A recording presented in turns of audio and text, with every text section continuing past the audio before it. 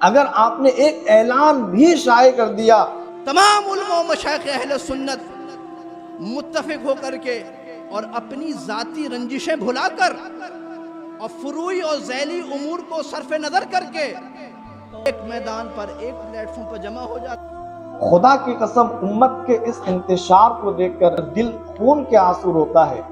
ہم تمام اکابرین کی بارگاہ میں بھیک مانگتے ہیں، خدا کی قسم اگر آپ نے ایک حکم عطا فرمایا، تم اپنے اپنے موقف پر سختی کے ساتھ قائم رہتے ہوئے آپسی تمام رنجشوں کو بھلا کر اہل سنت والجماعت کی اشاعت میں لگ جاؤ. آپ تمام مشائخ کے ایک اعلان کی بنیاد پر اہل سنت والجماعت کی شیرازہ بندی ہو سکتی ہے. اہل سنت والجماعت پھر سے متحد ہو کر ایک انقلاب لا سکتے ہیں. دریا بہے اور علم کی موجیں اٹھیں، حکمتیں جاری ہوں یہاں سے آبشاروں کی طرح.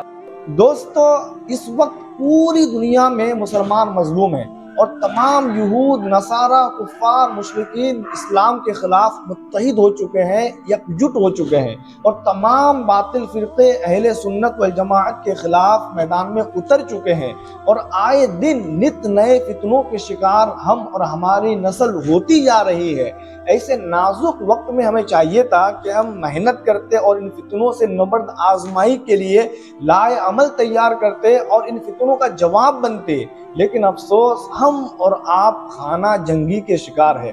عرس رضوی کے موقع پر حضرت مفتی ارسلان حفظہ اللہ تعالی نے جن باتوں کو عوام اور خواص کے سامنے رکھا ہے، یقیناً یہ وقت کا تقاضا ہے کہ ہم ان باتوں کو اچھی طرح سنیں، سمجھیں اور ان باتوں پر عمل کی کوشش کریں. آئیے حضرت مفتی ارسلان حفظہ اللہ تعالی کے اس بیان کا سرسری جائزہ لیتے ہیں. میں ایک پیغام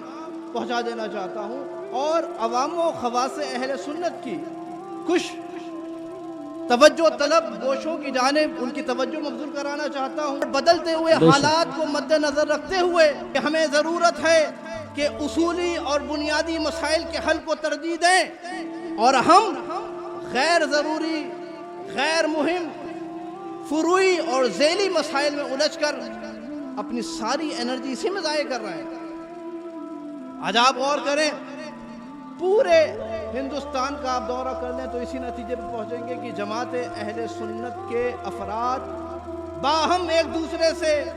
ذیلی اور فروعی مسائل میں دست و گریباں ہیں. اہل سنت و جماعت میں اعلیٰ حضرت کے ہم عقیدہ اور ہم مسلک لوگوں میں اتنی گروپ بندی اور اتنی گروہ بندی ہو گئی ہے کہ حاضرین محترم جتنی خانقاہیں، جتنے مدرسے اور جتنے ادارے نظر آتے ہیں، اتنے ٹولے، اتنے گروپ، اتنے گروہ نظر آتے ہیں. حاضرین محترم، ممکن ہے کہ میری بات کچھ لوگوں کے سمجھ میں نہ آئے یا کچھ لوگ سمجھنا نہ چاہیں یا کچھ لوگوں کو گراں گزرے، لیکن حقیقت یہی ہے. ہمیں سوچنا ہوگا حاضرین کہ ہم قومی ملی میدان میں ہم اہل سنت و جماعت کیوں پچھڑ گئے، اور وہاں پچھڑ کر ہم ایک دوسرے سے دست و گریباں ہیں.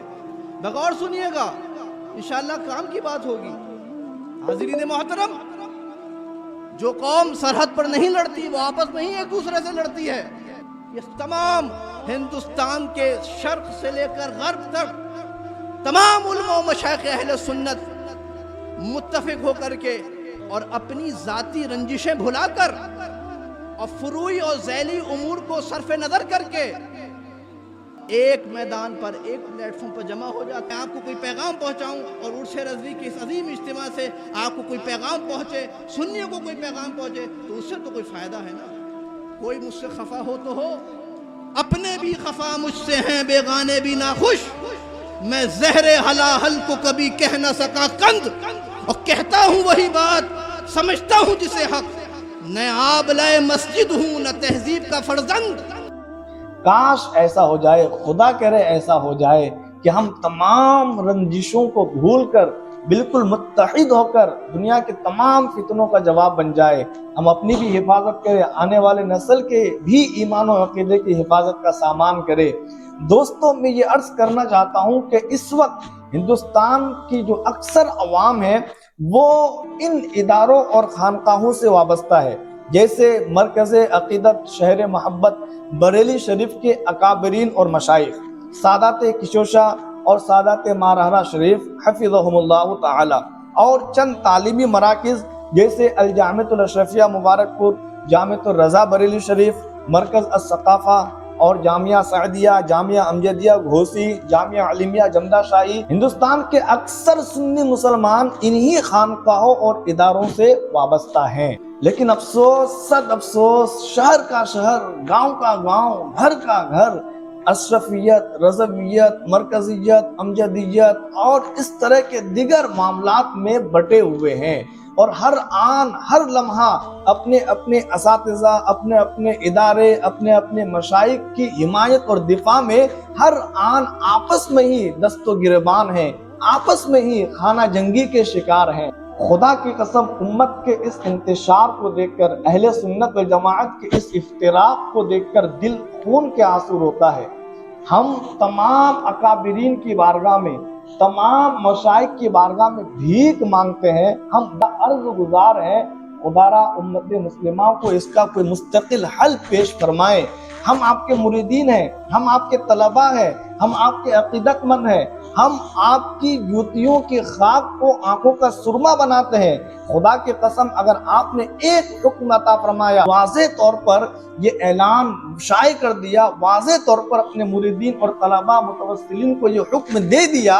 کہ تم آپس میں اختلاف مسائل کو لے کر کے نہ لڑو، خانہ جنگی نہ کرو، کہ یہ اختلاف مسائل تو قیامت تک ہوتے رہیں گے، تم اپنے اپنے موقف پر سختی کے ساتھ قائم رہتے ہوئے آپسی تمام رنجشوں کو بلا کر، تمام دشمنی، بغض، حسد کو مٹا کر اہل سنت والجماعت کی اشاعت میں لگ جاؤ، اہل سنت والجماعت کی حفاظت و صیانت میں لگ جاؤ، تو ہمارا یقین کامل ہے کہ آپ تمام مشائخ کے ایک اعلان کی بنیاد پر اہل سنت والجماعت کی شیرازہ بندی ہو سکتی ہے، اہل سنت والجماعت پھر سے متحد ہو کر ایک انقلاب لا سکتے ہیں۔ ہم اپنے مشائخ اور اکابرین سے یہی امید کرتے ہیں کہ آپ امت مرحومہ کو ایسے افتراق و انتشار میں نہیں چھوڑیں گے، ضرور بہت جلد اس کے لیے کوئی نہ کوئی لائحہ عمل، کوئی نہ کوئی مستقل حل عطا فرمائیں گے،